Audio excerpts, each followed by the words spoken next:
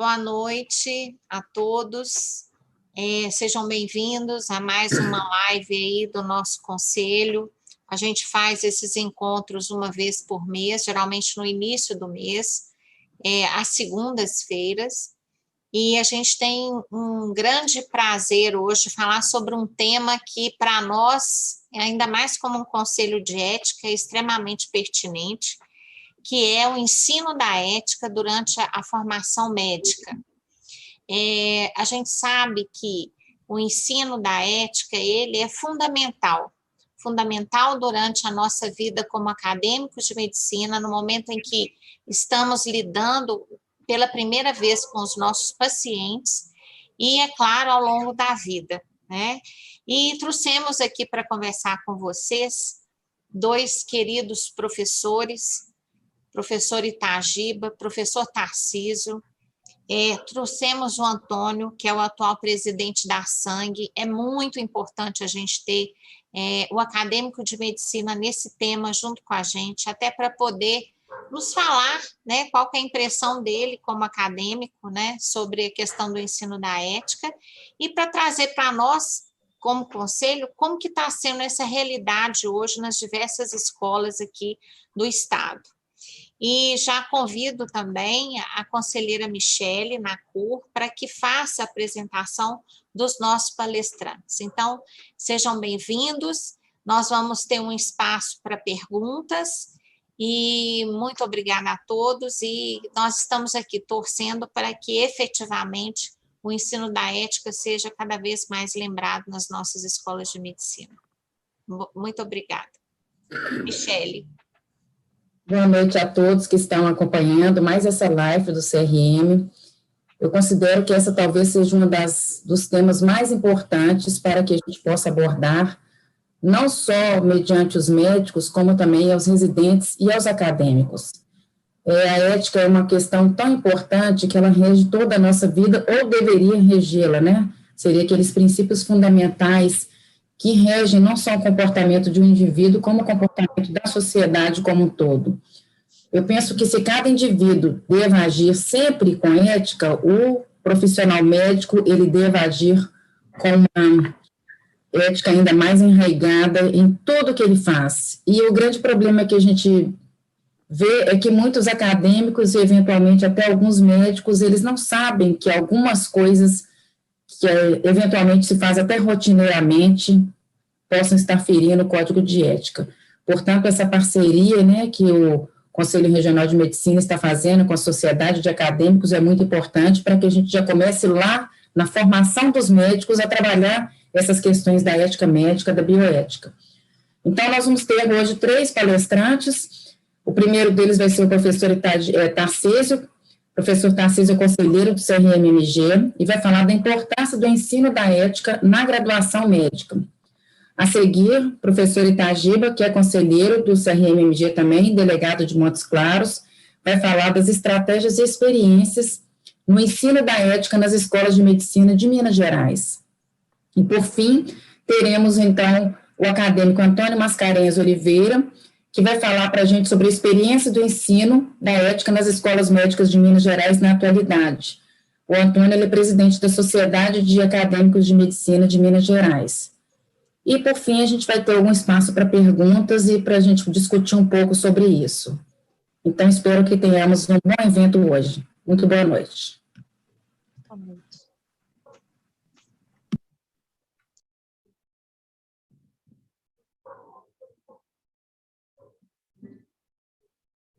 Vamos lá? Posso começar, então? Sim.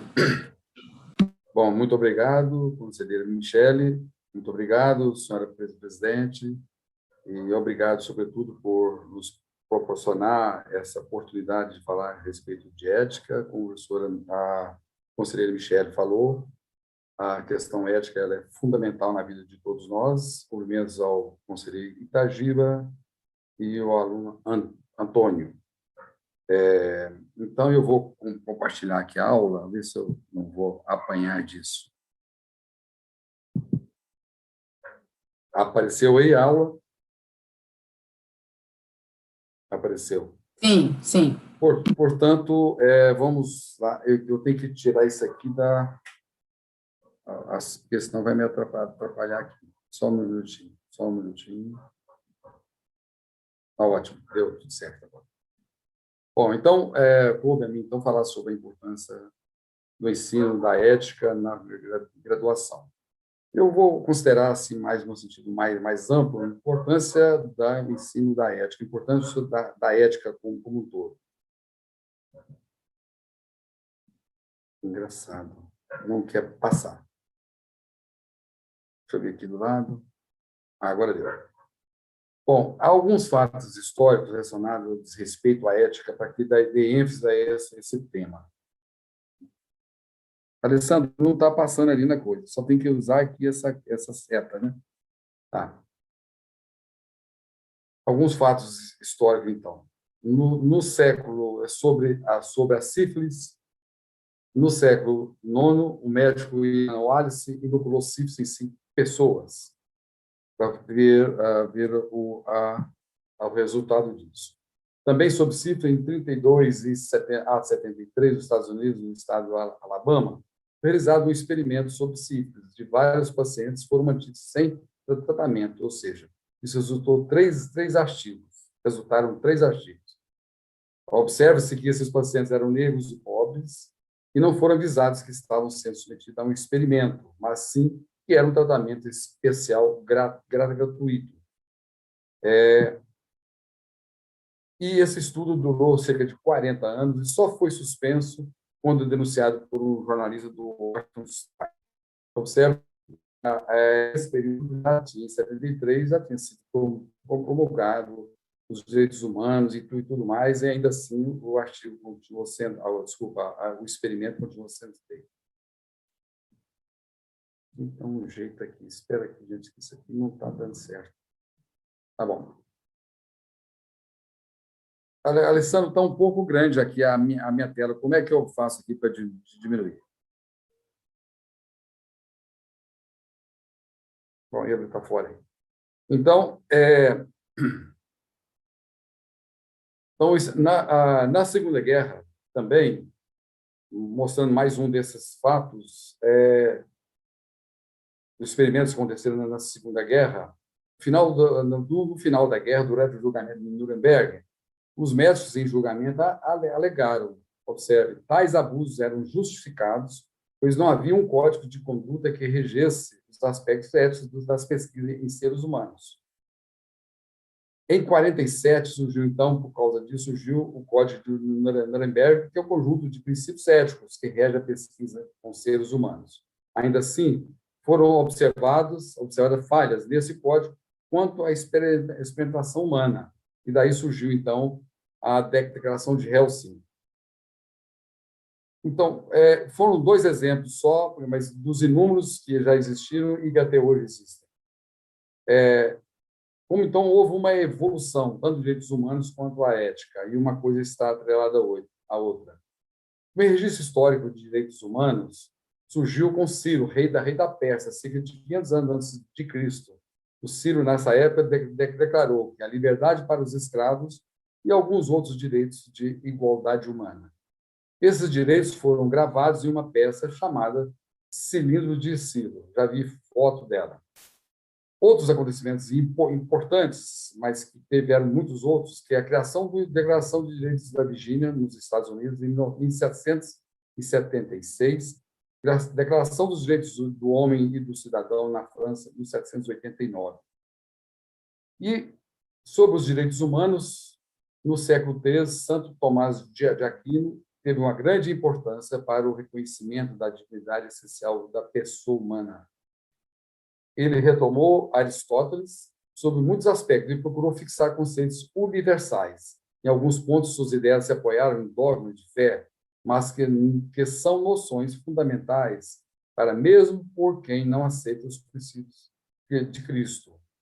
Considerou a vontade de Deus como um fundamento dos direitos humanos, condenou as violências e discriminações, que o ser humano tem o direito natural e deve ser sempre respeitado. E observe esse fato.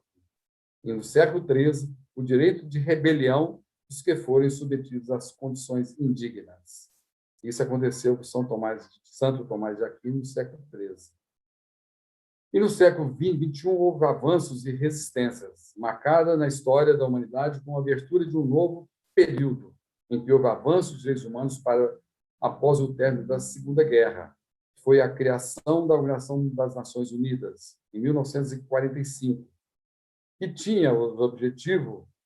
teve o objetivo, ainda tem, de trabalhar para garantir a dignidade de todos os povos, diminuir as desigualdades mundiais, trabalhar permanentemente pela paz, coisa que acredito que as Nações Unidas não conseguiu ainda.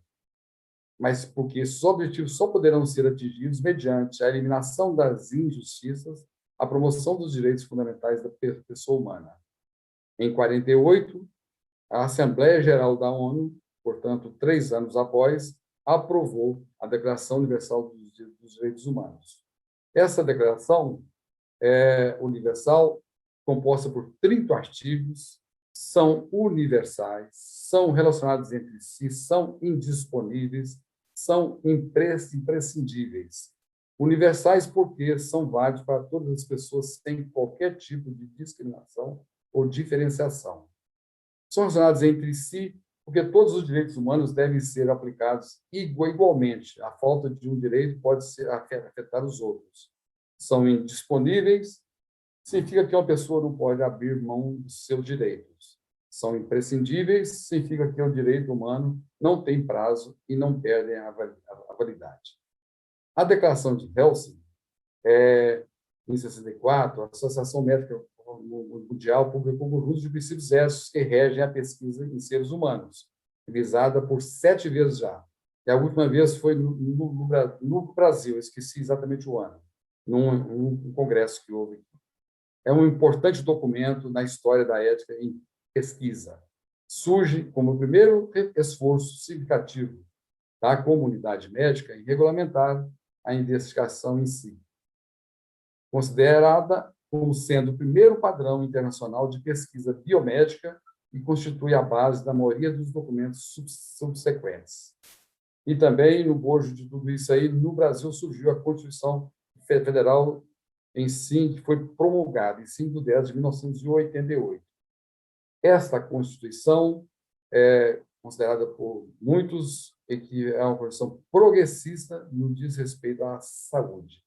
E no seu famoso artigo 196 dispõe sobre o papel do Estado, considerando que a saúde é um direito de todos e um dever do Estado, garantido mediante políticas sociais e econômicas que visem à redução do risco da doença e de outros agravos, e ao acesso universal e igualitário às ações e serviços para sua promoção, proteção e recuperação.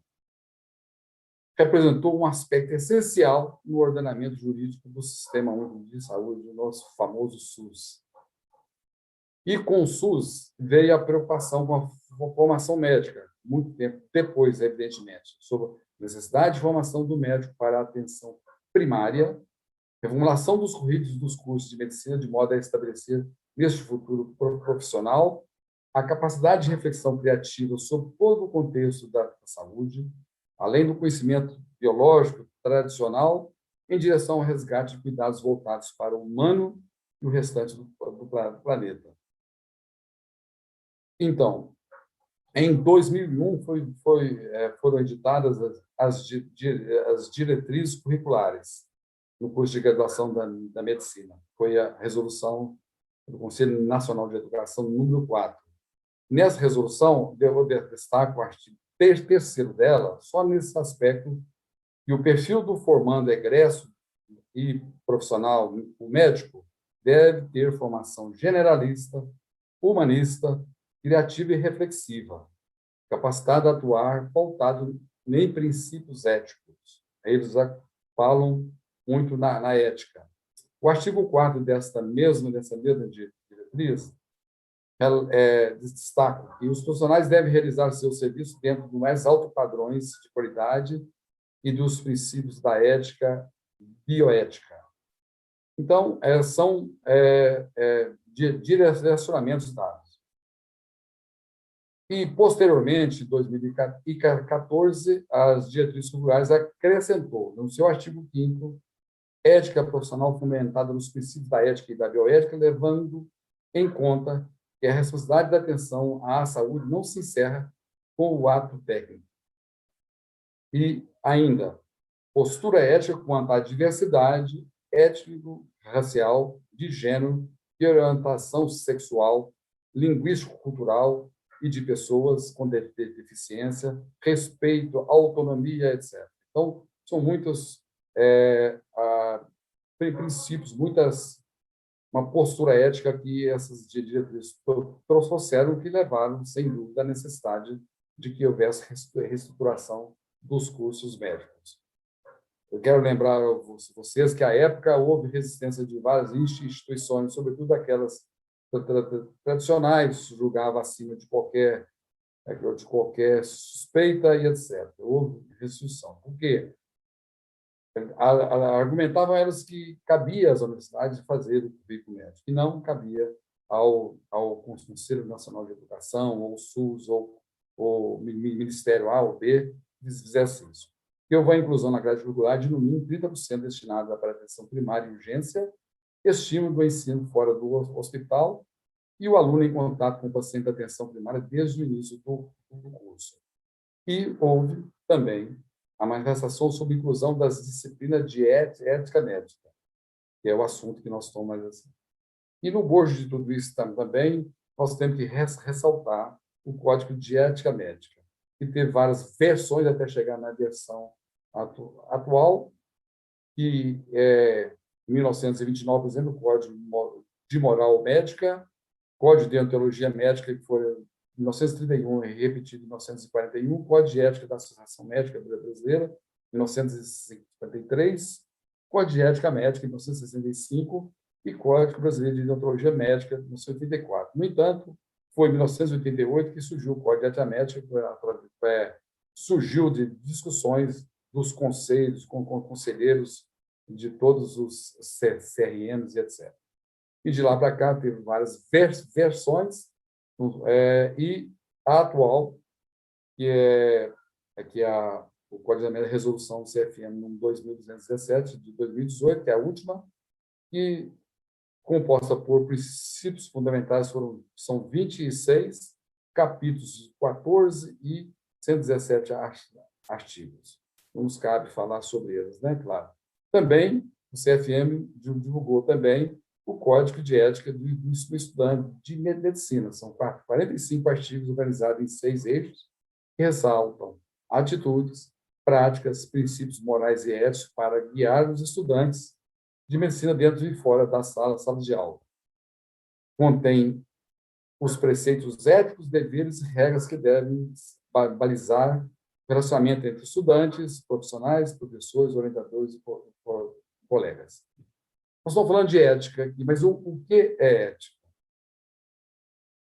Por definição, vem do grego ethos, do francês antigo éthique, do latim ética, que significa morada, habitat, refúgio, ou seja, o lugar onde as pessoas habitam, o lugar onde elas se habitam, dentro dela mesmo, né?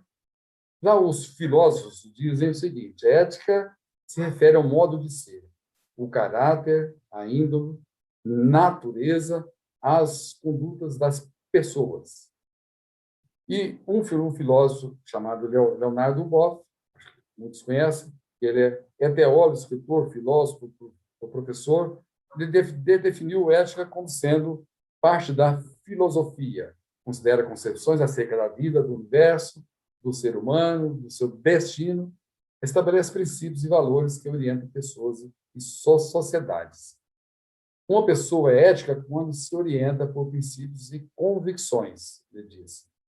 E disse uma frase que eu julgo dar uma importância muito grande: não há futuro a longo prazo para uma sociedade fundada sobre a falta de justiça, de igualdade, de fraternidade, de cuidados e de cooperação. Então, essa frase eu considero ela de uma profundidade grande. E qual que é a importância da ética, então? É fundamental para balizar as relações humanas e com o meio ambiente em todos os níveis. É importante, como a conselheira Michele, na introdução, disse, a importância da ética ela é fundamental para tudo nas suas relações interpessoais, relações dentro da nossa, não só dentro do nosso código de ética, mas, para isso, os conceitos e teorias éticas devem ficar bem claros e sedimentados, de maneira que eu não preciso ficar pensando na ética. Se isso está bem sedimentado dentro do indivíduo, ele vai ter respostas sem se preocupar, para que as pessoas possam refletir e saber como se comportar em relação às diversas situações na vida profissional e pessoal em que surgem os conflitos éticos. O conflito ético surge e nós não sabemos, às vezes, uma resposta imediata. Mas quando nós temos sedimentado sobre os conceitos éticos, por isso que é importante ensinar a ética na graduação, na pós-graduação, ensinar para os médicos, para todas as pessoas. E a pergunta deve ser feita sempre: estou agindo de maneira mais adequada? Será que a minha conduta está fundamentada em princípios éticos? São as perguntas que a gente tem que fazer.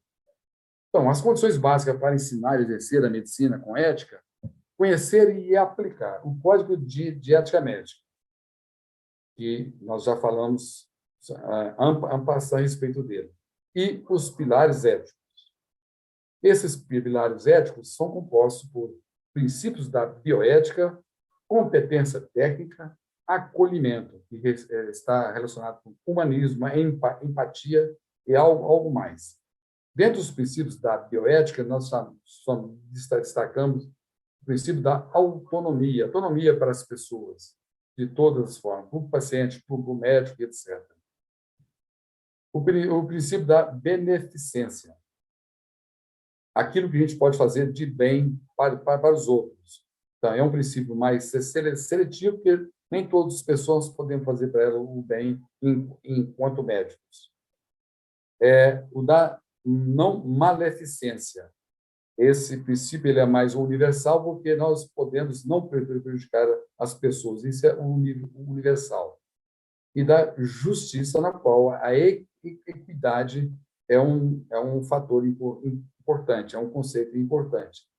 A equidade é exatamente dar às pessoas o que elas precisam, não é dar a mesma coisa para todos. A equidade é, se uma pessoa precisa de mais, ela necessita de mais.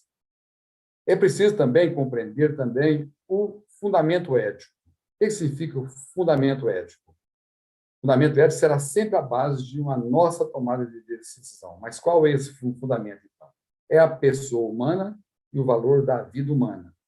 Ela é única, significa que as pessoas são diferentes, têm características de seus anseios, suas necessidades, mesmo sendo gêmeos idênticos, tem patrimônio, tem identidade, portanto, merece ser respeitada e não tratada como número.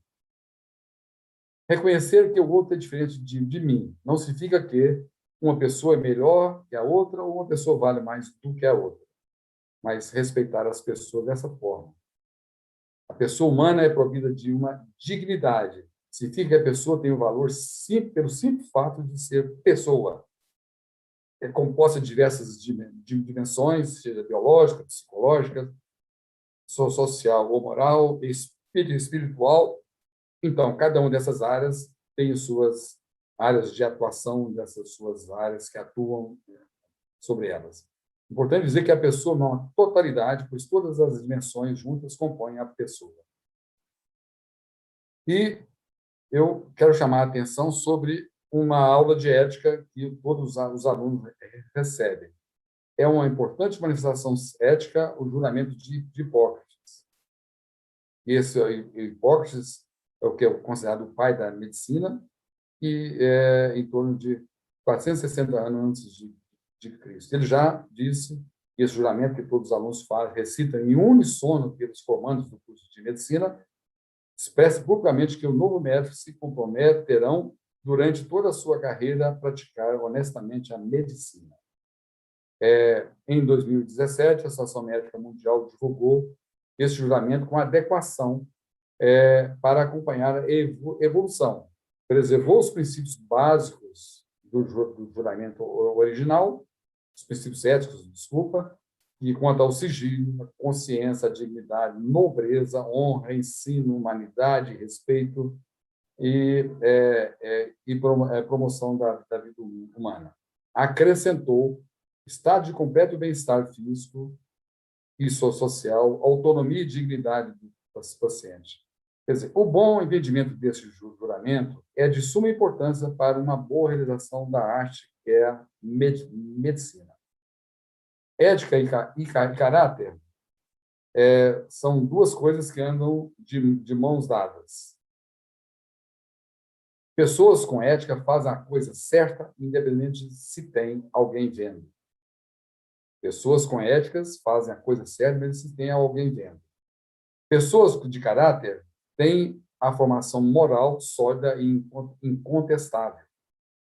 E aí, o Charles Brown e o seu amigo Linus escreveu isso. Pessoas de caráter fazem a coisa certa não porque ela se acha que isso vai mudar o mundo, mas porque se recusa a ser mudadas pelo mundo. E aí o Mário Sérgio Cortella, que é um filósofo que está sempre aí na mídia, ele escreveu o seguinte: é necessário cuidar da ética para não anestesiar na nossa consciência e começarmos a achar que tudo é normal. Eu termino, então, dizendo que agir dentro dos princípios éticos, ao agir dentro dos princípios éticos, dificilmente o médico terá problemas no exercício da medicina. Ou seja, vendo os princípios éticos, respeitando o código de ética médica, tem certeza que todo médico vai se sair bem quanto a isso. Uma preparação boa. Muito obrigado a todos. Parabéns, professor Tarcísio. Excelente suas colocações. Muito obrigada. Vamos ouvir agora o conselheiro Itagiba.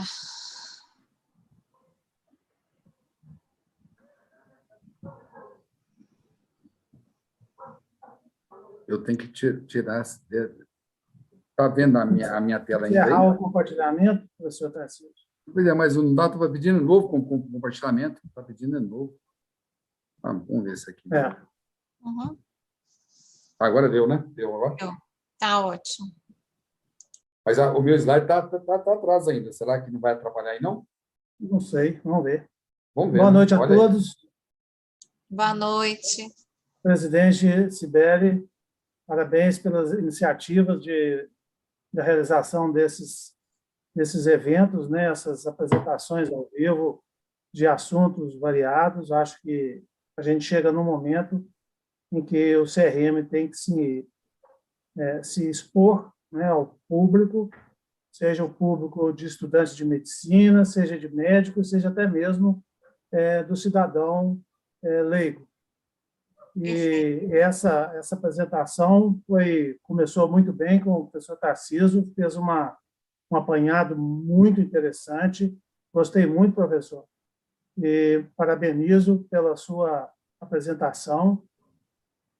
Cumprimento também o Antônio, que é o nosso acadêmico que está participando também dessa live. Eu tenho uma dificuldade de falar esses americanismos aí, né? Mas não tem jeito, é ao vivo, né? Se fosse falar, traduzir, era ao vivo. Mas, seja como for, quero cumprimentar também a conselheira Cibele. Eu acho que realmente nós temos aí um grupo de pessoas envolvidas nessa atividade de participar da realização desses eventos. A professora Michele, eu acho que a Fabiana também, né, presidente Sibeli? Também Sim. está participando. Fabiana vai conduzir as perguntas. Pois então. A conselheira Fabiana também tem uma experiência bastante grande na atividade de ensino, de maneira que nós vamos começar com uma pergunta. Está bem clara, ao que tudo indica, a necessidade, a importância da ética na formação do médico para o exercício da profissão. Mas como é que os estudantes aprendem ética? Como que é incorporado o conhecimento e os processos de desenvolvimento que estão envolvidos na aprendizagem acadêmica? Qual o papel do professor para aprendizagem significativa, aquisição de atributos relacionais, posturas e atitudes que definem o profissionalismo médico no contexto da ética. Senhor Tarcísio, me dá um help aí, como é que passa? Bom. O senhor não projetou ainda, não. É só compartilhar. Compartilha a sua tela. Está compartilhado? Não. Não, ainda não. Na parte de embaixo, esse inglês difícil aí, onde tem uma setinha para cima. Não, mas é porque está a tela cheia aqui, está a tela cheia, eu não estou conseguindo... Itagibe, você deixou a sua apresentação já em aberto antes? Deixei. Agora você vai lá embaixo. Tá, é porque... Você vai aparecer. Vai aparecer o verdinho. Share screen. Clica lá embaixo que vai aparecer. Pois é, só que não está aparecendo, conselheiro. Aperta em ESC. Minimiza a tela da apresentação do senhor. Já apertei o ESC. Agora apareceu a tela com a carinha de todo mundo aí? Não. Então, a gente está aparecendo no cantinho assim para o senhor? Eu vou tentar ver. Você apareceu aí, ó, no cantinho. Aperta na setinha para cima, assim, o último desenho que tem. Vê. Ok. Aí apareceu todo mundo? Olha, agora sim. Agora eu vou compartilhar a tela. Então, eu vou selecionar aqui, essa aqui, ó. Compartilhar. Então, agora apareceu? Sim. Agora foi. Então, vamos lá. Então, as 3 perguntas, né? Como estudantes aprendem ética, como que é incorporado o conhecimento e qual o papel do professor no processo de aprendizagem ativa. Só fazendo uma pequena rememoração, os cursos médicos no Brasil, eles iniciaram em 1808 com a vinda de Dom João VI para o Brasil. A primeira faculdade de medicina, o curso médico lá da Escola Baiana de Medicina, hoje Universidade Federal da Bahia, e ele corria, no início, até 1815, sem nenhuma organização curricular. Em 1815, já ele foi organizado com 5 anos de duração.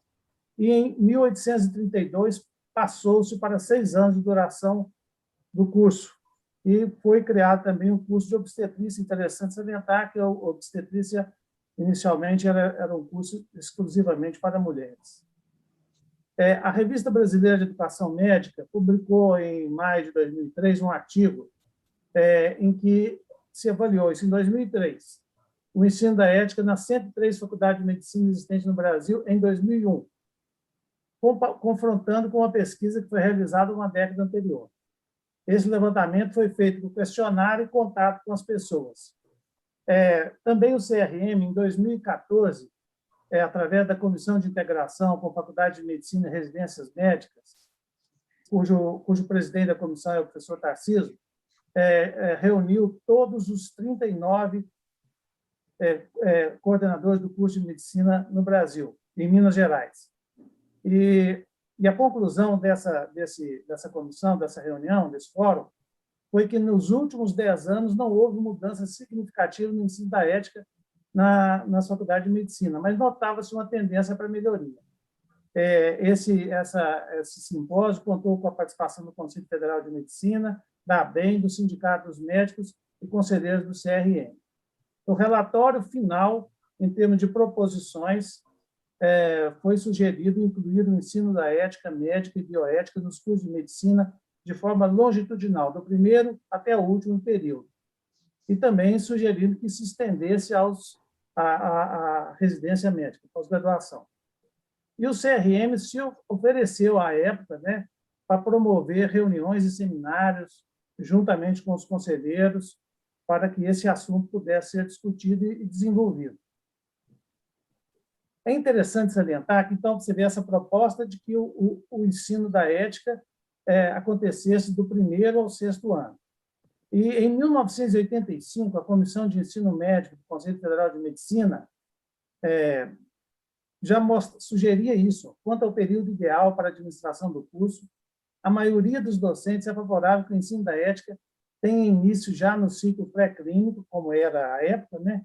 E se prolongue ao longo de toda a graduação, e se estenda, inclusive, aos cursos de pós-graduação. Então, desde 1985, ou seja, há mais de 35 anos, nós temos essa proposta de que o ensino da ética ocorra transversalmente ao longo de todo o curso. O Dr. Roberto Dávila, que foi ex-presidente do CRM, do CFM, ele fez uma pergunta se era possível ensinar ética através de cursos. Esse trabalho, esse artigo do professor Roberto Luiz Dávila foi publicado na revista Bioética. Então, ele dizia o seguinte: o grande questionamento da pedagogia médica atual parece consistir em verificar a possibilidade de ensinar ética em um curso formal e regular, tratando esse ensino como uma disciplina comum, baseada em aulas teóricas e seminários. E aí ele questionava: será que é possível ensinar habilidades, hábitos e, sobretudo, atitudes através de aulas teóricas? E ele ainda fazia o seguinte questionamento: que os diretores dos cursos de medicina tinham a responsabilidade de proporcionar melhor formação ética e humanista aos futuros médicos. Deviam atentar para um programa educacional que promovesse a necessária interação com todas as disciplinas do 1º ao 6º ano, incluindo atividades práticas. E salientava a necessidade que os professores também recebessem formação e treinamento. Ele sugeriu, né, à época, a utilização de situações acontecidas e casos clínicos reais ou fictícios, mas credíveis, visitas médicas à beira do leito dos enfermos e mesas redondas, discutir preferencialmente condutas concretas e reais, utilizando o debate com a participação de outros profissionais com diferentes formações, sobretudo da área de ciências humanas. Isso aí foi muito salientado na exposição do professor Tarcísio. Esses professores aqui da Universidade de Marília, se não me engano, e da Universidade Federal de São Carlos, eles chegaram à seguinte conclusão: as relações éticas são mais significativas dos estudantes quando vivenciadas desde o início, em práticas como as sugeridas por ele, né, nesse artigo aí, que eu não achei necessário salientar. O importante é dizer que o estudante de medicina ele aproveita mais os ensinamentos éticos quando ele pode vivenciar, né, desde o início, em práticas ao longo do curso médico. O professor Selmo Celeno Porto, muito conhecido, né, pelo seu livro de Semiologia, ele publicou um artigo na Revista Brasileira de Educação Médica, BEM, em setembro de 2010, e ele fazia o seguinte questionamento: virtude é coisa que se ensina? E ele mesmo respondia que a virtude é fruto do ensino, adquirida pela experiência inerente à natureza dos homens. E o Aristóteles falava que ela é basicamente adquirida pelo hábito. Por que eu estou colocando esse questionamento aí? Porque realmente é o hábito que faz com que nós, médicos e os estudantes de medicina, possam absorver todos aqueles ensinamentos éticos que foram, inclusive, muito bem expostos pelo professor Tarcísio. Esse mesmo artigo do professor Selmo Celeno Porto, ele disse que fez uma revisão entre janeiro de 97 e janeiro de 2009. E essa revisão sistemática, ele chegou à seguinte conclusão: que nos últimos 30 anos houve pouco avanço na estrutura organizacional e educacional dos cursos de ética e bioética, e concluía que havia poucos docentes exclusivos, uma pequena oferta de disciplinas específicas na área, assim como uma carga horária muito baixa. E ele perguntava assim: como é que fazer a avaliação da aprendizagem dos estudantes no assunto da ética? Ele dizia que o tempo de exposição do aluno aos conteúdos da ética era fundamental para que eles incorporassem esses conceitos. Só que, esse mesmo trabalho, esse mesmo artigo, ele constatou uma situação interessante, que o conhecimento dos docentes, que supostamente estavam expostos há mais tempo a conteúdos e situações de conflito éticos, se equiparava dos estudantes. E ele destacava, então, a necessidade de que o ensino da ética transcorresse de modo transversal durante o curso e ainda a relevância da ética aplicada à clínica de ensino. Ele chama muita atenção nesse artigo que o tema merece mais atenção no sentido de se conhecer como os cursos de graduação vêm acompanhando essas mudanças e de que forma isso tem se aplicado e influenciado a educação na área da saúde. Eu espero que o nosso colega, o acadêmico Antônio, possa divagar alguma coisa a respeito de como esse ensinamento da ética tem sido feito ao longo nas escolas de medicina de Minas Gerais. E ele sugere a necessidade de investir na discussão sobre a situação da ética no ensino da saúde, particularmente no ensino da medicina. E aqui eu faço uma expressão, uma referência ao Esculap, em que ele dizia que ele tem a seguinte expressão: queres ser médico, meu filho? Essa é uma inspiração de uma alma generosa e de um espírito ávido de ciência. O espírito ávido de ciência é a competência, está ligado ao conhecimento, à técnica, ao fazer, à ação. E a alma generosa é o cuidar, é expressa na linguagem dos valores, nas relações, da compaixão, da empatia, isto é, do não técnico vinculado às humanidades. E isso aí é possível coexistirem a competência e o cuidar, né? O espírito ávido de ciência e a compaixão, a humildade, né? A necessidade de que esses valores possam se coexistir. Então, esse desenho aí é para mostrar que essas pessoas envolvidas aí com o livro aberto, né, certamente estão se confrontando muitas vezes com situações éticas, com conflitos éticos difíceis. Então, eu vou dar um exemplo aqui de como é que isso pode ser feito no curso médico. Então, eu peguei um caso de uma faculdade de medicina aqui de Montes Claros. Eu pedi que me apresentasse um problema e eu queria ver como é que ele poderia ser utilizado para o ensino da ética de maneira transversal ao longo de todo o curso. Então, o caso de uma paciente de 16 anos que vem à consulta médica na Unidade Básica de Saúde, acompanhada de uma amiga com queixas de febre há 3 dias e sensação de tonteiras. Informa que está alimentando mal, às vezes com cefaleia, sensação de obstrução nasal, com peso na face, tosse noturna moderada. O médico que atendeu o paciente suspeitou de sinusopatia e encaminhou ao otorrino, que confirmou o diagnóstico e referenciou de volta à UBS, onde foi inicialmente atendida. Ao final desse atendimento, a paciente pede que seja fornecido um atestado para dispensa de suas atividades escolares por 3 dias. A acompanhante dela também quer um atestado. Após a consulta, a mãe da paciente procurou o médico e pediu uma cópia do prontuário. A paciente também reclamou para o médico que atendeu na sequência que o atendimento feito por especialista, afirmando que ele não havia solicitado nenhum exame, que havia receitado antibióticos muito fortes. Ela mesma verificou no site do CRM e observou que o médico não tinha o registro de qualificação de especialista em otorrinolaringologia. Então, ela disse que queria um especialista e pediu, então, que fosse encaminhada para um novo profissional, dessa vez, sim, um especialista. Então, que discussão que se pode fazer isso? Uma das discussões é com relação à entrega do prontuário à mãe do paciente. A outra é a declaração de comparecimento. A outra é atestado médico. É importante lembrar que todos esses assuntos aqui estão contidos tanto nos princípios fundamentais da medicina, no nosso Código de Ética, como nos artigos que dizem respeito especificamente ao prontuário, ao sigilo, ao atestado, declaração, etc. Eu estou terminando, já passaram aqui meus 15 minutos, eu vou praticamente terminar logo. Uma discussão, prontuário.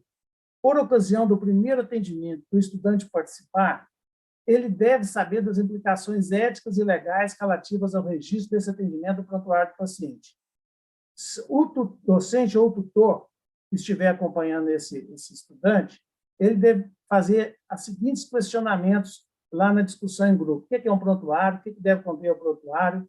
de quem é a responsabilidade pelo preenchimento e guarda do prontuário, quais os artigos e resoluções que tratam do assunto, e com relação à divulgação de especialidade. Pode o médico divulgar a especialidade sem ter o registro específico no Código de Ética Médica? Então, no Conselho Regional de Medicina? Então, isso aí, em qualquer assunto, qualquer caso clínico que vocês, que os estudantes participarem, que o docente eventualmente participar, ele pode levantar essa questão. A questão do prontuário pode ser discutida desde o início. No primeiro contato que o estudante tiver lá na UBS, na Estratégia de Saúde da Família, e que ele tiver oportunidade de ter acesso ao prontuário, ele deve ser orientado, olha, o prontuário é um documento importante, tem uma resolução específica do Conselho Federal de Medicina, o artigo 87 do Código de Ética Médica fala lá a respeito do prontuário, enfim, o sigilo, né? Tudo isso pode ser feito uma discussão de um caso clínico. Então, é possível, sim, que o ensino da ética transcorra ao longo de todo o curso, do primeiro período ao último período, inclusive na residência, utilizando casos clínicos existentes. Então, era basicamente isso. Esse aí é o que eu chamo de o resgate dos valores da medicina, né? A necessidade do médico interagir com o paciente, de ouvi-lo. Aqui é um exemplo grotesco, né? De que muitas vezes o médico está com o paciente ao seu lado, mas um está falando e o outro não está ouvindo, ou um está ouvindo e o outro não está falando. Seja como for, eu acho que essa era uma tentativa de fazer uma proposta de ensino da ética no curso de graduação. Eu estou à disposição, posteriormente, para a discussão, agradeço aí a atenção dos que me ouviram e vamos em frente, né? O ensino da ética é muito importante, mas é um desafio enorme de como é que isso pode ser realizado. Excelente, muito bom. Vamos guardar o espaço para as perguntas e comentários depois. Obrigada, viu, conselheiro Itagiba? Eu agradeço. Agradeço em nome de todos que estão aí assistindo. Antônio, seja bem-vindo, você como o representante aí dos acadêmicos, muitos acadêmicos assistindo nossa live, tomara que vocês sejam porta-vozes desse desejo nosso aqui do Conselho de cada dia, né? Como disse o conselheiro Itagiba, a ética está aqui, ó, no dia a dia, do lado do paciente que a gente atende todos os dias. Vamos lá, fique à vontade, Antônio, seja bem-vindo. Obrigado, boa noite a todo mundo. Cumprimento o Conselho Regional em nome da conselheira, presidente, doutora Cibele Carvalho, e agradeço também a presença de todos os acadêmicos e médicos na nossa live hoje. É uma honra para a gente poder estar aqui e discutir um assunto tão sério e de tanta importância, acho que tanto para os acadêmicos, para os médicos e, de certa forma, para o Conselho também.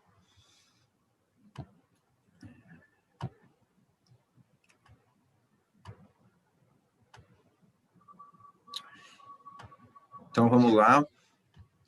A minha apresentação vai ser basicamente sobre a experiência do ensino da ética nas escolas médicas de Minas Gerais.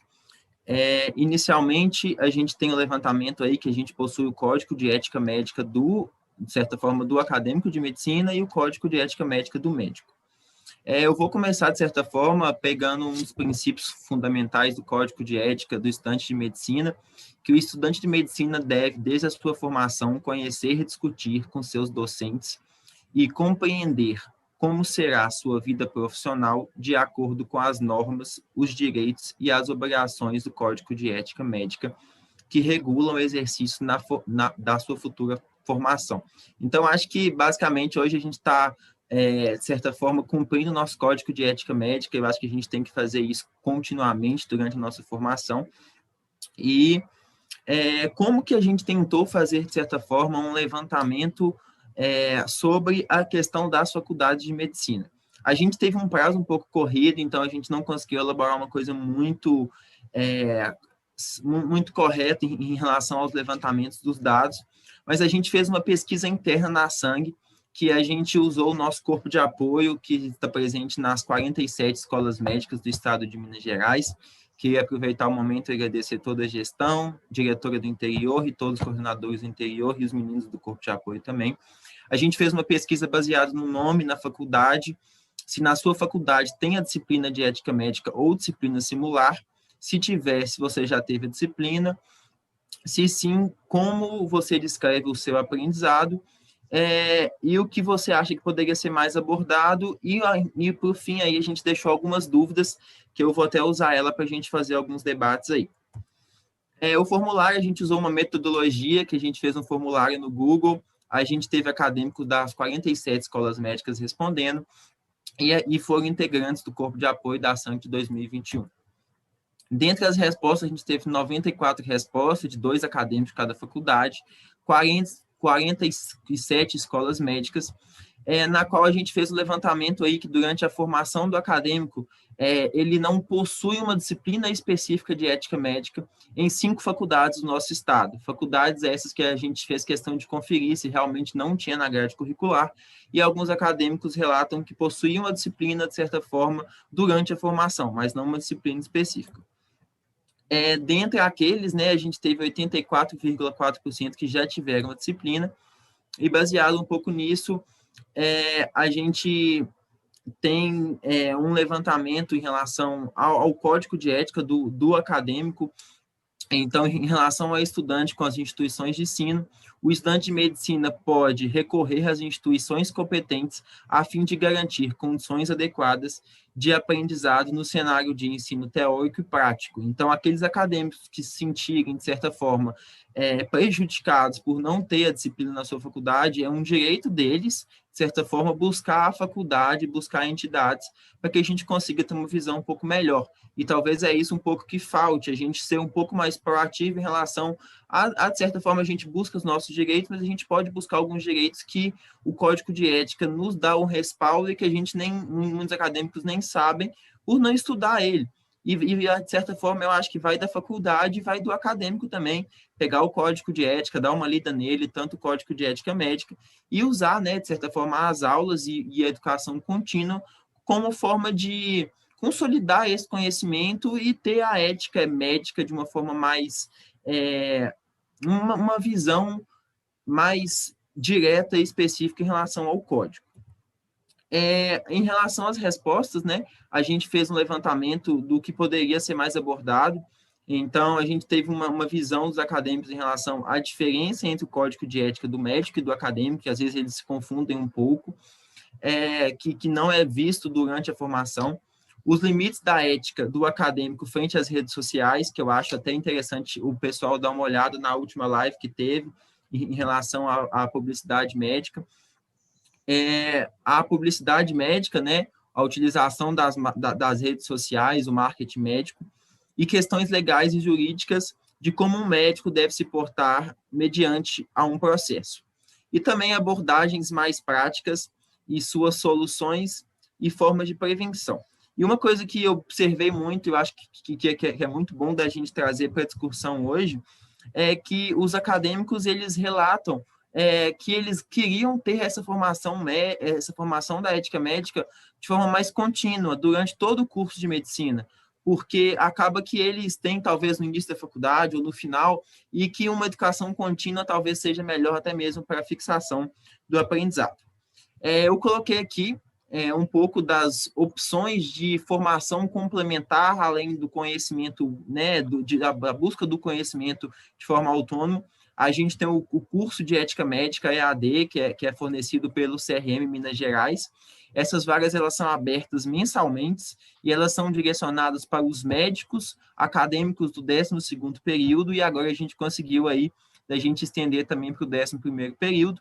A gente tem também, de certa forma, o curso de Ética Médica pelo Sindicato Médico, e a gente vai ter agora, ainda no mês de junho, vai ser lançado o Encontro de Comunicação da Associação Médica, que vai ser um curso médico, e esse curso vai ser voltado para, de certa forma, o marketing digital. Então, vai abordar, baseado no Código de Ética Médica e no CRM, como o médico deve se portar nas suas redes sociais, como deve ser um Instagram, como deve ser um LinkedIn, como deve os cuidados que o médico tem que ter durante a sua vida profissional em relação à forma que vai se portar, evitando qualquer tipo de dano aí à carreira médica. E aí eu vou agora fazer, de certa forma, um levantamento em relação a algumas perguntas que a gente teve, e eu trouxe elas querendo um pouco, realmente, já tinha conversado um pouco com o doutor Tarcísio, trazendo ela um pouco para a discussão. Então, entre as dúvidas, né, o que o médico pode ou não postar nas suas redes sociais, eu acho que a gente pode levantar aí um pouco a última live e parabenizar o doutor Marcelo também, que está aí na live e que fez parte da última. Quando torna-se proibido o médico atender um conhecido ou um parente, como lidar com condutas erradas de outros médicos, dando continuidade ao tratamento, e o que diferencia a postagem de conteúdo educativo da publicidade médica. Então, eu vou retomar as perguntas daqui a pouco, e por fim eu coloquei aqui, de certa forma, tentando, de certa forma, incentivar as pessoas e mostrar a importância da gente ser representatividade e realmente estar presente nessas discussões, estar presente na reunião, até mesmo para os acadêmicos que estão aí, que é direito do estudante de medicina procurar ter representatividade na instituição, a fim de ter garantido o direito à voz e ao voto, bem como participar de projetos que visam a melhoria da educação médica em sua instituição. E é aí que a gente entra um pouco em relação a essas questões que a gente faz e a essa discussão, de certa forma. Fica aqui o meu muito obrigado. Eu tentei ser o mais breve possível e levantar dados para que a gente consiga realmente trazer a discussão agora e esses 20 minutos ser realmente um pouco mais, ser ainda mais produtivo. Deixei embaixo os meus contatos, o contato da Sangue, e novamente, muito obrigado. Vou voltar às perguntas aqui, e é isso. Obrigada, Antônio. Excelente essa pesquisa que você fez e teve uma participação bem bacana, né? Ótimo, isso aí. O estudante tem que ter o direito, né, de segurar a melhor forma de ensino, pensando no seu futuro como médico. Eu achei muito bom esse fechamento seu. Vou passar a palavra agora para a Fabiana, que também tem a experiência aí, né?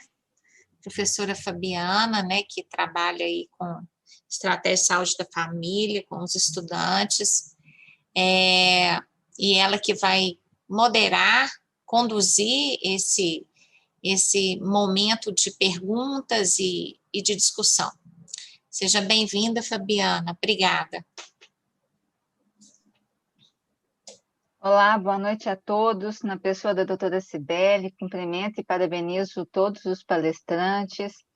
Um prazer a gente estar cada vez mais próximo do acadêmico, que nada mais é do que o médico amanhã, né? E a gente sempre tinha muita vontade de estender esse trabalho do CRM ao acadêmico. Pode parecer um papo de médico de família, que é trabalhar com prevenção, né? Então vamos trabalhar o acadêmico e prevenir as infrações éticas futuras, mas é isso aí, né? A gente tem que trabalhar, a gente tem que mostrar os exemplos vividos e proteger o médico, proteger o paciente, proteger a medicina, que para nós é tão valioso, e a base ética é muito importante.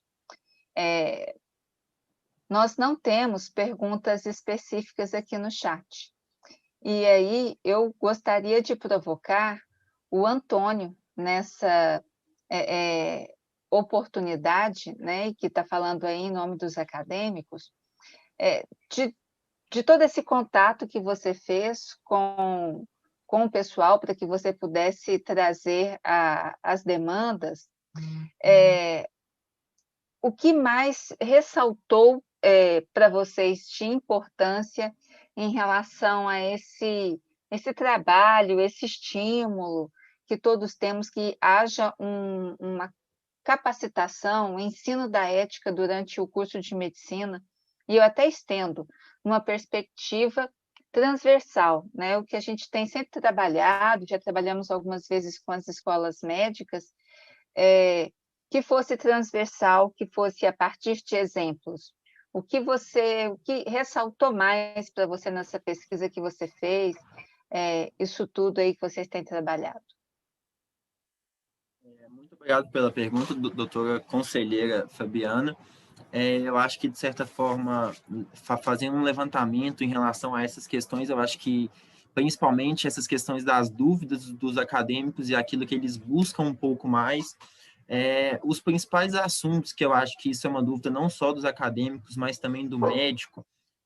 Eu tive uma formação de ética médica como professor, que de certa forma foi uma formação muito boa, e eu hoje talvez não seja a realidade de muita gente que eu consigo ver hoje. É um pouco do levantamento que o doutor Itagiba fez, que a gente tem, né, de certa forma, o Selmo Porto, que foi em relação a poucos profissionais que realmente são qualificados para poderem dar a disciplina de ética médica de certa forma exclusiva. Então, eu acho que os principais levantamentos aí, que eu já volto, de certa forma, à pergunta também, em relação a essa questão que eu falei um pouco em relação às redes sociais, o que o médico pode ou não postar nas suas redes sociais, é uma dúvida muito pertinente, e também se estende um pouco ao acadêmico. O acadêmico, às vezes a gente vê aí o acadêmico postando foto com um paciente de jaleco, ou realmente um atendimento, ou uma cirurgia. E isso aí são questões que eu acho que a gente tem que fazer um levantamento, porque eu acredito que a formação da ética também, ela vem, de certa forma, desde a nossa educação básica. Mas tem algumas questões pequenas aí, que algumas especificidades, de certa forma, que são direcionadas em relação a médico, em relação ao acadêmico. Então, são questões que às vezes não são de má fé, mas que a gente poderia, de certa forma, levantar, que é essa questão das redes sociais e da publicidade, o que pode, o que não pode. E também, uma das principais questões foi esse levantamento de como lidar com um colega com uma conduta errada, que eu acho que é uma questão muito pertinente e talvez não tão explícito assim, e o que diferencia o conteúdo educativo da questão da publicidade médica. Excelente, muito obrigado. Fabiana? Contemplou. As experiências são sempre muito importantes.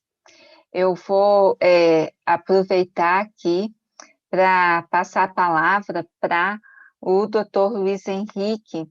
O Dr. Luiz Henrique, professor na Unifenas, no Campo Alfenas, e ele foi aí conselheiro nosso até na última gestão, e está com uma larga experiência, né, de trabalho com os acadêmicos e também no trabalho da ética médica. O senhor gostaria de contar para nós um pouquinho da sua experiência, doutor?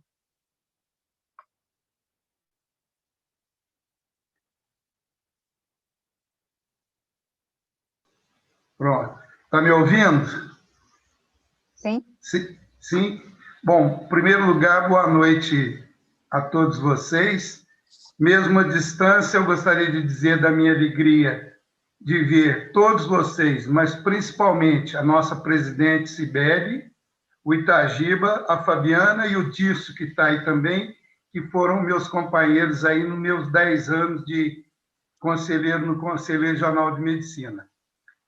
Parabenizo vocês pela organização, achei excelente, todos assim foram muito explicativos e muito importantes. Eu gostaria de falar rapidamente, então, já que vocês me deram essa chance. Desde 2018, a Unifenas, no campus de Alfenas, instituiu o curso de Ética Clínica. Eu sou professor lá da Unifenas desde 2010 na cadeira de gastroenterologia clínica. E em 2018 fui convidado para assumir essa cadeira de Ética Clínica na Unifenas, talvez até pela minha experiência de 10 anos como conselheiro no Conselho Regional de Medicina de Minas Gerais. E fui convidado, já me apresentaram um currículo, um esquema de como seriam essas aulas, mas aceitando algumas opiniões. A Unifenas, lá em Alfenas, tinha no primeiro e no segundo ano cursos de bioética. mas eram cursos mais filosóficos, e eles estavam querendo um curso mais do ponto de vista prático. Então, em 2018, foi instituído o curso no 7º período, do pessoal que estava para começar o 4º ano e começar os ambulatórios médicos.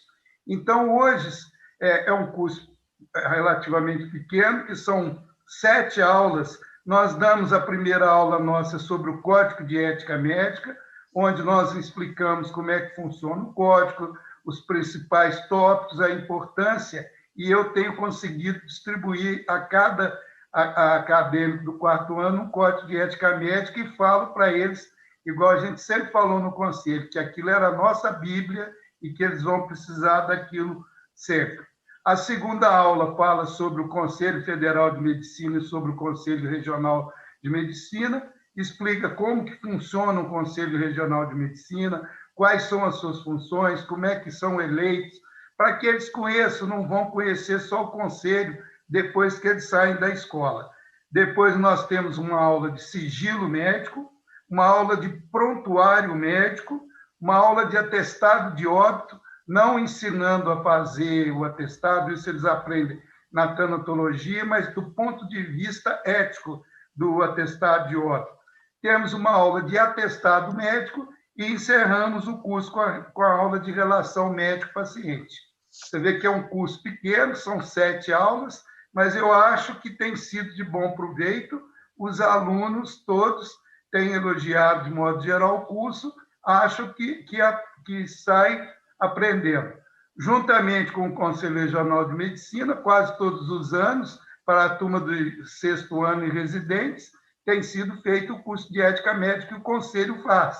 Nós já tivemos a oportunidade de estar até ao lado de Itagiba e outros conselheiros fazendo esse curso.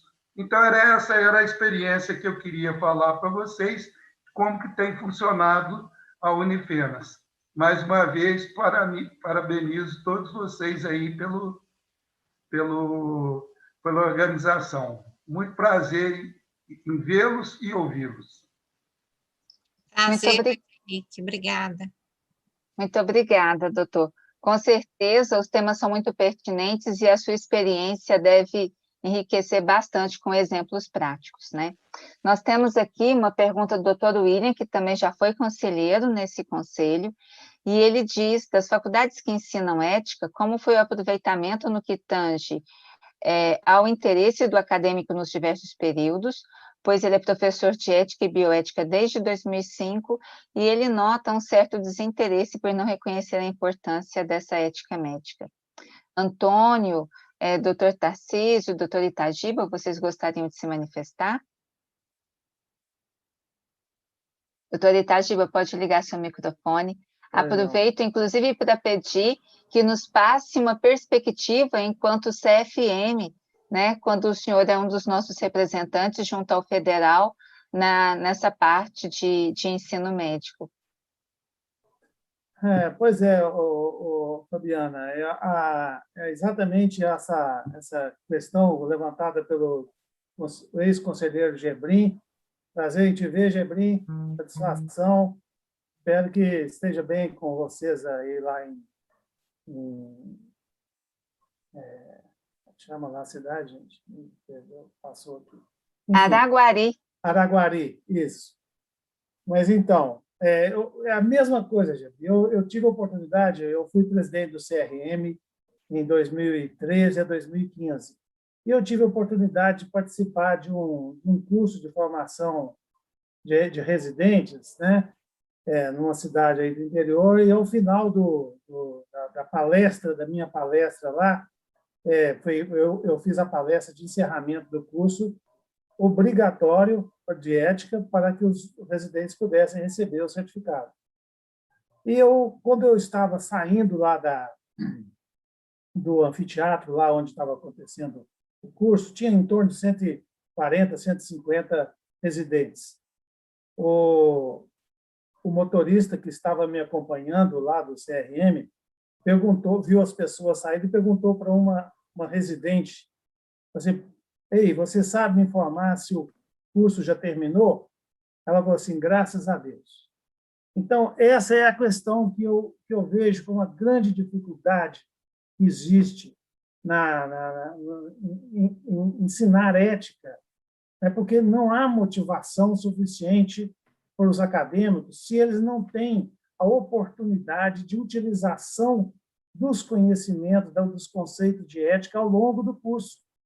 O esforço que o professor Luiz Henrique faz lá com 7 aulas, né, ele consegue abordar temas importantes, mas a minha concepção é que é ao longo do curso, com todos os professores, é preciso que haja um coordenador para as instituições os cursos de medicina que adotam a metodologia do PDL, tenham os construtores de módulos. E esses construtores de módulos podem pegar qualquer problema apresentado para a solução do aluno, do estudante, seja no primeiro período, no 8º, no onde for, é possível você ter uma abordagem de temas éticos, né? A começar, por exemplo, pelo prontuário. Nós todos, os conselheiros do CRM, e infelizmente alguns médicos, sabem como o prontuário tem sido utilizado para punir o médico e muitas vezes também para ajudá-lo. Prontuário bem feito, né, cumprindo o que determina a resolução do Conselho Federal de Medicina, é um instrumento para o médico provar que ele fez a prática médica correta. Então, assim, ao longo do curso, Gebri, é possível que os estudantes tenham a oportunidade, e você, como professor de ética, você pode interagir com os demais docentes do curso, de modo a que, em cada momento do curso, seja em qual disciplina for, em qual problema que estiver sendo discutido, em qual módulo, introduzir essa discussão. Isso é possível, e isso passa a ser motivador para o estudante. Né? Você atende um caso de uma hemorragia digestiva em que o paciente precisa receber uma transfusão de sangue. Então, aí entra uma questão importante da autonomia do paciente versus a objeção de consciência do médico. Às vezes, existe uma resolução específica do Conselho Federal de Medicina que regulamenta essa questão da autonomia e da objeção de consciência do médico. Existe, quer dizer, ou seja, em qualquer época, em qualquer momento do curso médico, é possível você estabelecer uma discussão. A relação médico-paciente, né, é explicar para o aluno, para o estudante, a importância que tem dele cumprimentar o paciente, olhar nos olhos dele e cumprimentá-lo pelo nome. Não foi a minha experiência, mas durante o período em que eu fui docente aqui do curso de medicina, aqui na Montes, eu via muitas vezes os acadêmicos se referindo à mãe da criança como mãezinha. Não é correto isso. Isso é uma falsa, manifestação de carinho. Ela tem nome, tem que chamá-la pelo nome, Dona Tereza. Como é que está o fulano? Não é? Então, isso é importante. Né? Então, são pequenas coisas que todo docente tem obrigação de fazê-lo. Agora, interessante, já foi aquela observação que o professor Selmo Celeno Porto fez no trabalho dele. E, muitas vezes, o questionamento feito ao acadêmico não era adequadamente respondido pelo docente. Quer dizer, ele também não sabia, porque não foi assim que ele vivenciou o ensino da ética.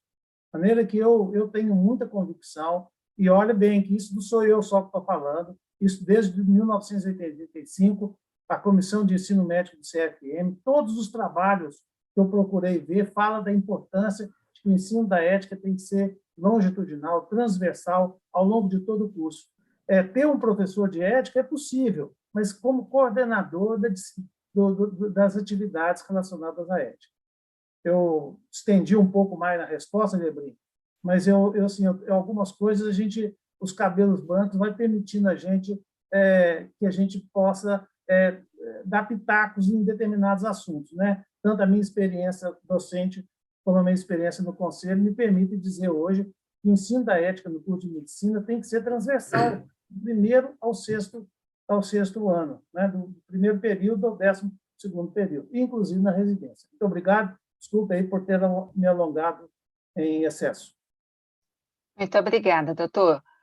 Professor Maurício, já vou te passar Vou fazer só uma introdução aqui para te passar a palavra. O conselheiro Marcelo, ele coloca: o interesse aflora quando o envolvimento direto em alguma circunstância danosa em apuração ou para pontuação em algum concurso de residência. Então, assim, quanto mais a pessoa se sente provocada na sua prática. E no YouTube, o Enzo Scala, ele pergunta: o trabalho médico é regido pela CLT? Se não, qual a legislação? Então, na verdade, o que sempre me ocorre é que isso, a gente tem que provocar, né? Fazer com que a pessoa se sinta um tanto mais próxima. O que o senhor acha, professor Tarcísio, e nosso conselheiro? Como que a estratégia, o que o senhor tem de ideia aí para enriquecer na sua vasta experiência universitária também? Olha, está me ouvindo aí, tá? Está me ouvindo, sim, tá? Sim. Tá bom. Olha, eu vou passar a minha experiência, concordo com o conselheiro Itagiba, quanto e outros que falaram, quanto ao ensino transversal da ética. É claro, aliás, a ética deve ser ensinada à medida que a criança nasce, né? Ela vai ter sedimentado nela os conceitos éticos. Mas, infelizmente, isso nem sempre ocorre e chega o aluno na faculdade de medicina e precisa de aprender ética. Eu concordo, sim, que deve ser ao longo de todo o curso.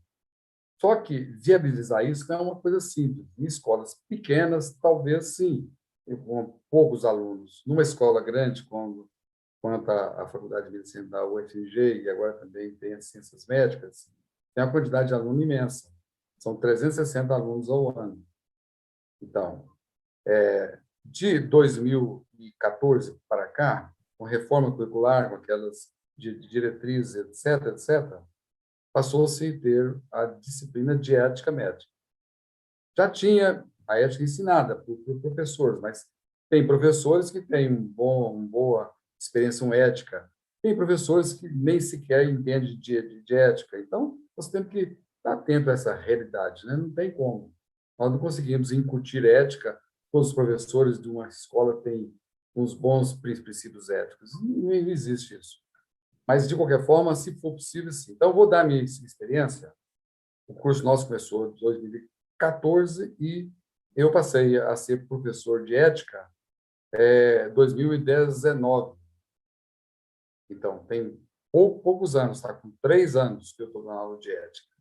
Então, a minha experiência foi, a exemplo de que todos estão dizendo aí, o aluno realmente, eu faço até uma brincadeira no primeiro dia de aula, é o seguinte: quero saber o seu espírito, a sua vontade, como é que você veio para cá, isso vai ser uma coisa chata, não vai ser... Porque o aluno está querendo entender de medicina, fazer disciplinas de medicina.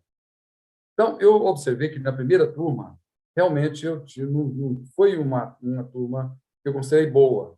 Na verdade, não foi uma turma que o professor foi bom, porque eu não tinha experiência nas aulas pesadas, eu tive que estudar muito. Uma coisa é se eu sou ético ou não na minha atuação.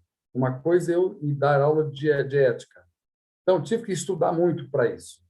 E hoje, no nosso curso, então, hoje, eu entendo que a receptividade da turma, a mim, enquanto professor de ética, a mim melhorou, assim, assustadoramente. Certamente, eu melhorei muito, o certo. Eu quero dizer com isso que depende muito. Um bom professor de ética, talvez, ele vai ter bons alunos e receptivos. O professor que não se interessa muito não vai ter isso. Então, nosso curso hoje funciona com... eu dou em torno de 15, que são 2 horas por semana que cada grupo tem. Toda a turma de 160 alunos dividida em 20. Então, tem várias turmas. Eu sou professor de uma turma. São 2 horas por semana de aula. E eu divido da seguinte forma: como nós estamos fazendo agora online, então é diferente um pouco. Então, eu dou uma hora de aula em torno disso, sobre um dos temas, esses todos que o professor aí lá de Alfenas falou, e mais outros, porque eu completo em torno de 15 temas, e cada dia 2 alunos apresentam casos de ética, que é a vivência deles, ou que estiveram em jornal, ou que a televisão apresentou, problemas éticos. para poder discutir dentro dos princípios éticos. Então, eu tenho observado que, mesmo não contando presença para esses alunos, não vale nada, quer dizer, em termos de se eles estão presentes ou não, porque até mesmo online é difícil de saber se o sujeito está presente ou não. Vê lá, está lá o nome dele, mas às vezes ele está em outro local, deixou o computador ligado, você nunca sabe. Mas eu tenho observado uma receptividade boa e nos portfólios que eles fazem, saem portfólios muito bons e as provas que fazem saem provas boas. Então, eu estou achando que dentro desse conceito aí, dessa possibilidade, no momento que nós temos, a forma como está sendo feita, eu estou me sentindo muito satisfeito e vou de encontro àqueles que o aluno não gostam, não entendem, não querem, etc. A minha percepção é que cada vez mais eles estão achando interessante e isso vai exatamente ao encontro de, na medida que eu possa ter me tornado um professor melhor de ética, os alunos também se tornaram melhores alunos. A minha opinião é essa. Muito obrigada, professor Antônio. Pode se Colocação manifestar. que eu acho que, de certa forma, é importante, a gente ter uma vivência da ética médica enquanto a gente está, de certa forma, da forma teórica, de certa forma, revisando, né, o código do acadêmico e do médico durante o nosso ciclo clínico e principalmente o nosso ciclo básico. E acaba que a gente começa a ter uma vivência maior de hospital e começa a entender mais um pouco sobre isso quando a gente já está no internato. Então, acaba que, às vezes, pensar um pouco nessa proposta de levantar em relação a essa abordagem, realmente, durante toda a formação e, de certa forma, levar o debate durante o período de internato, que, de certa forma, não contempla só a questão do currículo ou de circunstância danosa, talvez seria uma boa oportunidade também de a gente pensar em levar isso para as faculdades e, de certa forma, para o debate, né? Sem dúvida nenhuma, o ensino da ética é um desafio, né? O exercício da ética é um desafio, é muito forte, né?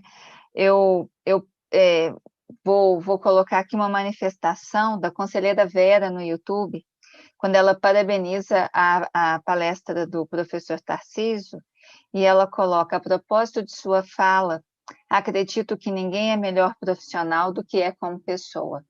Então, é mesmo a nossa formação diária, né? O que dia a dia a gente se constrói. Então, é um desafio e isso é um trabalho incansável e ininterrupto, eu acredito. Eu pergunto se os nossos palestrantes gostariam de fazer mais alguma manifestação para que a gente pudesse encerrar esse momento. Professor Tarcísio? Rápida.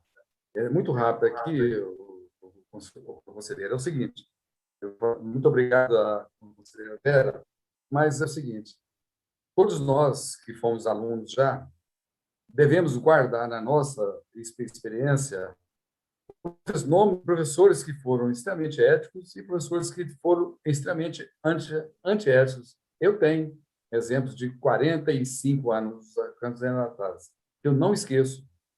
Quer dizer, então, por isso quando eu falo que o ensino transversal da ética tem que ser muito bem estruturado, tem que ser com pessoas certas. Eu acho que, sim, deve ter, apresentações, reuniões, etc., com pessoas que gostam de ética, que entendem bastante de ética e que são pessoas éticas. Tá certo? E, de fato, é isso mesmo. Se a pessoa ela é boa pessoa, ela é uma pessoa ética com ela mesma, com os seus pares, etc., ela vai ser um médico também ético. Isso não há dúvida. Conselheira Conselheira Fabiana, Itagiba? a respeito do que a Vera falou, né, é o princípio da aprendizagem por modelagem. De fato, né, professor Tarcísio, eu também me recordo de inúmeros professores, e eu sempre faço uma referência muito elogiosa. Eu acho que eu tive o privilégio de ter professores na UFMG fantásticos, que me ensinaram não só a medicina, mas me ensinaram outros valores, incluindo valores éticos. mas a modelagem é fundamental, olhando como o professor faz, que o acadêmico, que o estudante aprende a fazer corretamente. E ele precisa, muitas vezes, distinguir aquilo que é feito de maneira inadequada.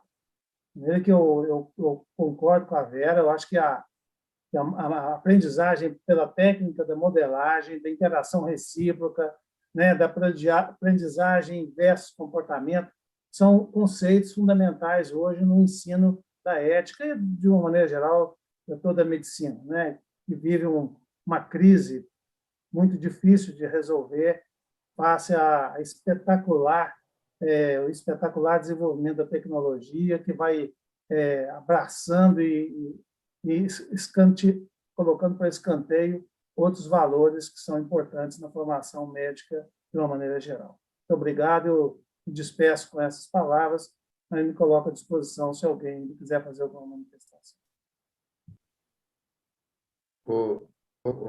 Fabiana, você deve ter visto aí, você me permite, e uma aluna das Ciências Médicas colocou aí no chat, que ela é aluna do professor José Brandão, que é um mestre, um doutor em ética, além de ser conselheiro do CRM. Então, o que ela fala é que vai indo ao encontro que eu disse antes, que os alunos dele gostam muito de ética, etc. Não é isso aí? Olha aí para você. É isso mesmo. Nossas aulas são extremamente proveitosas e com muitos debates interessantes, nos quais o professor divide conosco sua experiência em diversos casos. Percebo que o retorno dos alunos é muito positivo. Parabéns para o nosso conselheiro, doutor José Luiz. Né? O senhor usou o Cortella, né? E ele também diz uma coisa: se você não puder contar para sua mãe, não faz, porque não deve ser ético, né? A gente não deve perder isso de jeito nenhum. Bom, eu agradeço a todos e passo agora a palavra para a nossa presidente encerrar esse momento de agradecimento sincero. Muito obrigada, boa noite. Doutora Cibele?